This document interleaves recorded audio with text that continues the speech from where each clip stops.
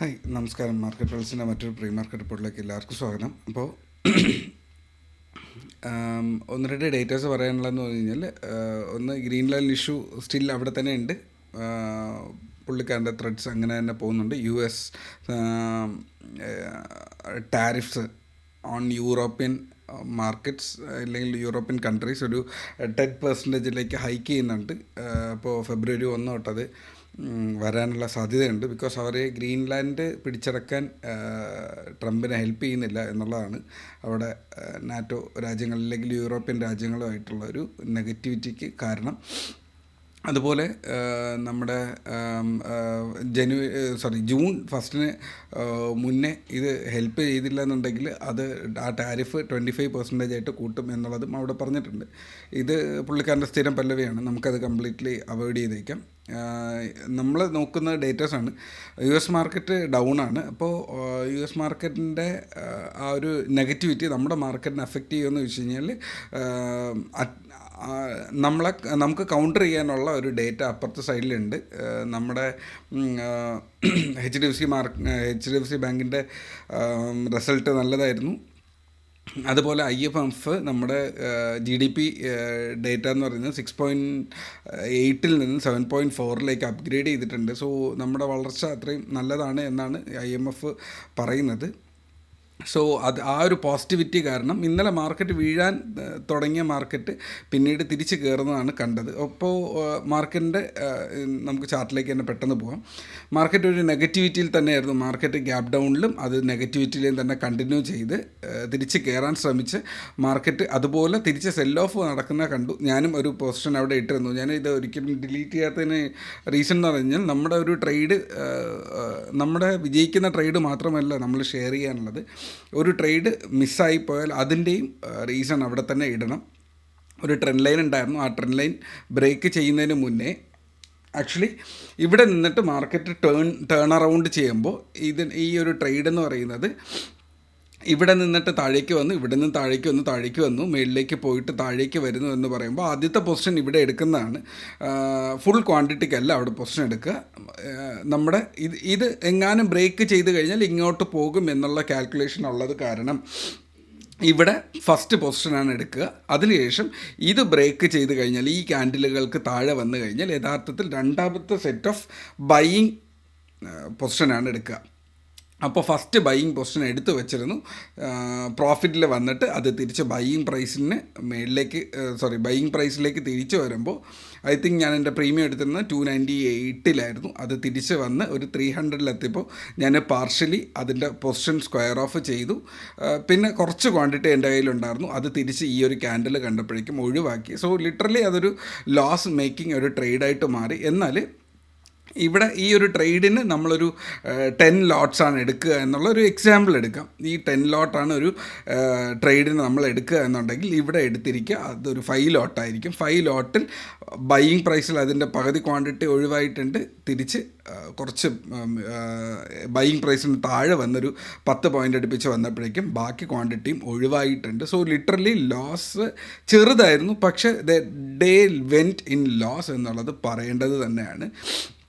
അപ്പോൾ ഒരു ട്രേഡിൽ ഇപ്പോൾ ഞാനൊരു കുറേ ഐഡിയാസ് അതിനകത്ത് ഷെയർ ചെയ്തിട്ടുണ്ടാവും. എങ്ങനെ ഒരു വിന്നിങ് ട്രേഡിനെയും ഒരു നോർമൽ ട്രേഡിനെ എങ്ങനെ അപ്രോച്ച് ചെയ്യണം. ഞാൻ പേഴ്സണലി അപ്രോച്ച് ചെയ്യുന്നത് ഞാനവിടെ ഷെയർ ചെയ്തിട്ടുണ്ട്.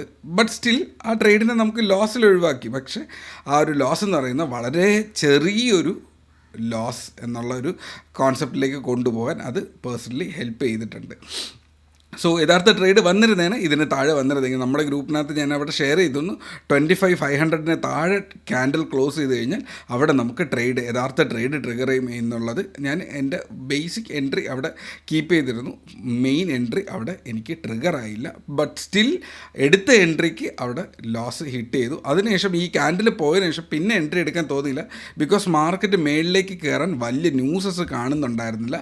ലിറ്ററലി അപ്പോൾ കണ്ടിട്ടേ ഉണ്ടായിരുന്നില്ല. തിരിച്ച് വീണ്ടും ഈ ഒരു പ്രൈസിലേക്ക് തന്നെ തിരിച്ച് കുത്തി വീഴുന്നു. ഓക്കെ, ഇന്ന് മാർക്കറ്റ് ഓപ്പൺ ചെയ്യുന്ന ഒരു ഗ്യാപ്പ് ചെറിയൊരു slight gap opening. So almost ഏതാണ്ട് ഈ ഒരു 570 580 ഈ ക്യാൻഡിലിൽ നിന്ന് തിരിച്ച് കയറുന്ന, അപ്പോൾ ഇവിടെ വന്ന് ടെസ്റ്റ് ചെയ്തു. അപ്പോൾ ഈ ഒരു ലെവൽ ബ്രേക്ക് ചെയ്ത് മേളിലേക്ക് പോയി തിരിച്ച് ആ ലെവലിലേക്ക് തന്നെ വന്നു എന്ന് പറഞ്ഞാൽ ഇന്ന് ഓപ്പൺ ചെയ്യുന്നത് ഇവിടെയാണെങ്കിൽ അതിൻ്റെ കണ്ടിന്യൂഷൻ എന്ന് പറയുന്നത് ഈ റെസിസ്റ്റൻസ് ബ്രേക്ക് ചെയ്ത് ഇത് ബ്രേക്കൗട്ട് റീടെസ്റ്റ്, ഈ റീടെസ്റ്റിൽ നിന്ന് ക്യാൻഡിൽ പതുക്കെ എടുത്ത് തിരിച്ചു പോകുന്ന ലെവല് സന്തോഷം. മാർക്കറ്റ് കയറി പോകുന്നത് അടുത്ത റെസിസ്റ്റൻസ് എന്ന് പറയുന്നത് 25,600 ആണ്. 25,600, 660, 720 ആണ്. മാക്സിമം 800 വരെയാണ് മാർക്കറ്റിൻ്റെ ലെവൽ എന്ന് പറയുന്നത്. കയറി പോകാനുള്ള ഡേറ്റ ഒന്നും കാണുന്നില്ല, അത്ര ശുഭകരമായിട്ടുള്ള ഡേറ്റാസ് ഒന്നും മാർക്കറ്റിൽ കാണുന്നില്ല. ഓക്കെ, എന്നാലും നോക്കുക, മാർക്കറ്റ് വന്നാൽ അത്രയും നല്ലത് തന്നെ. താഴേക്ക് വന്നു കഴിഞ്ഞാലോ 550 to 500 വരെ ഒരു ചെറിയൊരു ട്രേഡ് മാത്രമേ അവിടെയുള്ളൂ. 500-ന് താഴെ നമ്മൾ ഈ നേരത്തെ വരച്ച് വെച്ചിരുന്നത് ഈ ഒരു ലെവലിന് താഴെ 500-ന് താഴെ പോയാൽ യഥാർത്ഥത്തിൽ അവിടെ ഒരു ട്രേഡ് ട്രിഗർ ചെയ്യുകയും താഴേക്ക് 400, 320 താഴോട്ട് പോകാനുള്ള 2 ലെവൽസ് 240 വരെയുള്ള ഫൈനൽ ലെവൽസ് അവിടെ കിടപ്പുണ്ട്. സോ താഴേക്കുള്ള ലെവൽസ് മേളിലേക്കുള്ള ലെവൽസ് പറഞ്ഞു തന്നു കഴിഞ്ഞു. അടുത്ത് നമുക്ക് നോക്കാനുള്ളത് ക്രൂഡ് ഓയിലാണ്. ക്രൂഡ് ഓയിൽ അത്യാവശ്യം മേളിലേക്ക് കയറിപ്പോയിട്ടുണ്ട്. ഇന്നലെ ഈ ഒരു ഏരിയയിലാണ് മാർക്കറ്റ് നിന്നതെന്നാണ് എൻ്റെ ഒരു ഓർമ്മ. ഓക്കെ, ഞാനന്ന് ടൈം ഫ്രെയിം ഒന്ന് മാറ്റിക്കോട്ടെ. ഓക്കെ, ക്രൂഡ് ഓയിൽ ഇപ്പോൾ നോക്കിയാൽ ക്രൂഡ് ഓയിൽ ഒരു റെസിസ്റ്റൻസിൽ തൊട്ടടുത്ത് നിൽക്കുന്ന അല്ലേ 5,428 റേഞ്ചിലാണ്. ഇവിടെ ട്രേഡ് ചെയ്യാനില്ല. അതിന് പകരം 5,444 മേളിലൊരു സ്ട്രോങ് ആയിട്ടുള്ളൊരു ക്ലോസിങ് കിട്ടിയിട്ട് ആ ട്രേഡ് നോക്കിയാൽ മതി. ഏറ്റവും സേഫ് എന്ന് പറയുന്നത് 5,464 മേളിൽ ഒരു ബുള്ളിഷ് ഒരു മൊമെൻറ്റം അവിടെ കിടപ്പുണ്ട്. പിന്നെ ഇവിടെ ഒരു ട്രെൻഡ് ലൈന് കിടപ്പുണ്ട്. ഈ ഒരു ട്രെൻഡ് ലൈനിൽ തിരിച്ച് ബ്രേക്ക് ചെയ്ത് താഴേക്ക് പോകുന്നുണ്ട് എന്നുണ്ടെങ്കിൽ ഇവിടെ ഇല്ല. ഓക്കെ, താഴേക്ക് പോകുന്നുണ്ട്. 5,400 താഴെയാണെങ്കിൽ നിങ്ങൾക്കത് താഴേക്കുള്ളൊരു ട്രേഡ് നമുക്ക് എക്സ്പെക്റ്റ് ചെയ്യാം. 5,364 വരെയുള്ള ഒരു ട്രേഡ്. അപ്പോൾ താഴേക്ക് ഈ ഒരു മൊമെൻറ്റവും നമുക്ക് എക്സ്പെക്റ്റ് ചെയ്യാം.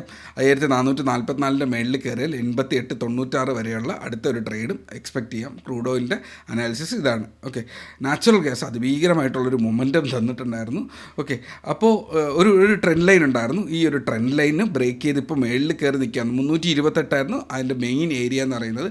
അപ്പോൾ ഇത് ബ്രേക്കൗട്ട് ചെയ്ത് പ്രോഫിറ്റ് ബുക്ക് ചെയ്തു എന്ന് പറഞ്ഞു കഴിഞ്ഞാൽ തിരിച്ചിന് നോക്കാനുള്ളത് 328 നിന്ന് ഇത് ബൗൺസ് ചെയ്ത് കഴിഞ്ഞാൽ 344 വരെയുള്ള ഒരു ബുള്ളിഷ് പൊസിഷൻ അതായിരിക്കും മോസ്റ്റ്ലി നിൽക്കുക. ഈ ക്യാൻഡിൽ പോട്ടെ, അടുത്ത ക്യാൻഡിൽ ഒരു ബുള്ളിഷ് ക്യാൻഡിൽ വരുവാണെങ്കിൽ 344, 364 ഒരു മൂവ്മെൻറ്റിലേക്ക് ഈ മാർക്കറ്റ് മാറിയേക്കാം. സോ നാച്ചുറൽ ഗ്യാസിന് ഒരു മൊമെൻ്റ് മേളിലേക്ക് കിടപ്പുണ്ട്. താഴേക്കാണെങ്കിൽ 316, 308 വരെ അതിന് സപ്പോർട്ടുണ്ട്. സോ ഈ ഒരു ലെവൽസ് വാച്ച് ചെയ്ത് വച്ചിരിക്കുക. സോ ഇത്രയേ ഉള്ളൂ. മാർക്കറ്റിൽ പ്രത്യേകിച്ച് വലിയ ഡേറ്റാസ് ഇല്ല. റിലയൻസ് ഭയങ്കര വീക്കാണ്. റിലയൻസ് 1,400 തിരിച്ച് വീഴുന്നു എന്ന് പറയുന്നത്, HDFC ബാങ്ക് 920 വീഴുന്നു എന്ന് പറയുന്നത് മാർക്കറ്റ് അതിൻ്റെ സപ്പോർട്ടിലേക്ക് പോയി എന്നുള്ളതാണ്. പക്ഷേ നമ്മൾ അതിൻ്റെ കൃത്യം സപ്പോർട്ട് എത്തിയിട്ടില്ല. 25,240 നമ്മുടെ യഥാർത്ഥ നിഫ്റ്റി സപ്പോർട്ട്. അപ്പോൾ ബാക്കിയുള്ള എല്ലാ സ്റ്റോക്കും മാർക്കറ്റിനെ മേളിലേക്ക് കൊണ്ടുപോകാൻ ശ്രമിക്കുന്നുണ്ട്. കുറേ സ്റ്റോക്സൊക്കെ ശ്രമിക്കുന്നുണ്ട്. ഹെവി വെയ്റ്റ്സ് ആയിട്ടുള്ള 2 സ്റ്റോക്കും വീഴുന്നു എന്നുള്ളതാണ് അവിടുത്തെ റീസൺ. ഓക്കെ, നമുക്ക് നോക്കാം ഇതിലേതെങ്കിലും നല്ല സ്റ്റോക്സുകൾ മേളിലേക്ക് കയറി വരുന്നുണ്ട്. റിലയൻസ് 1,440 മേളിലും HDFC ബാങ്ക് 940 മേളിലും കയറി കഴിഞ്ഞാൽ മാർക്കറ്റിൽ തിരിച്ചൊരു മൊമെൻറ്റം കയറി വരാം. അതുവരെ മാർക്കറ്റ് സൈഡ് വേസ് തന്നെ ആയിരിക്കും. സോ ഇതാണ് ഇന്നത്തെ അനാലിസിസ്. സോ ഇതിനകത്ത് പ്രത്യേകിച്ച് വലിയ കളർഫുള്ളായിട്ടുള്ള ഒരു ഡേറ്റയും ഇല്ല. ലിറ്ററലി റിയൽ മാർക്കറ്റ് ഡേറ്റ മാത്രമേ ഉള്ളൂ. അത് കാരണം നിങ്ങൾ കുറച്ച് പേരായിരിക്കും ഇത് നിങ്ങൾക്ക് റിലവൻ്റ് ആയിരിക്കുക. ഈ കോമൺ പബ്ലിക്കിന് ഈ ഒരു വീഡിയോ ചിലപ്പോൾ ഇമ്പോർട്ടൻ്റ് ആയിരിക്കണം എന്നില്ല. റിയലായിട്ട് ട്രേഡ് ചെയ്യുന്ന ഒരു വ്യക്തിക്ക് മാത്രമാണിത് ആവശ്യം. സോ വളരെ കുറച്ച് പേരായിരിക്കും ഇത് ഡെയിലി കണ്ടുകൊണ്ടിരിക്കുക. So like and subscribe. Okay, അപ്പോൾ take care, keep S L, trade safe, by.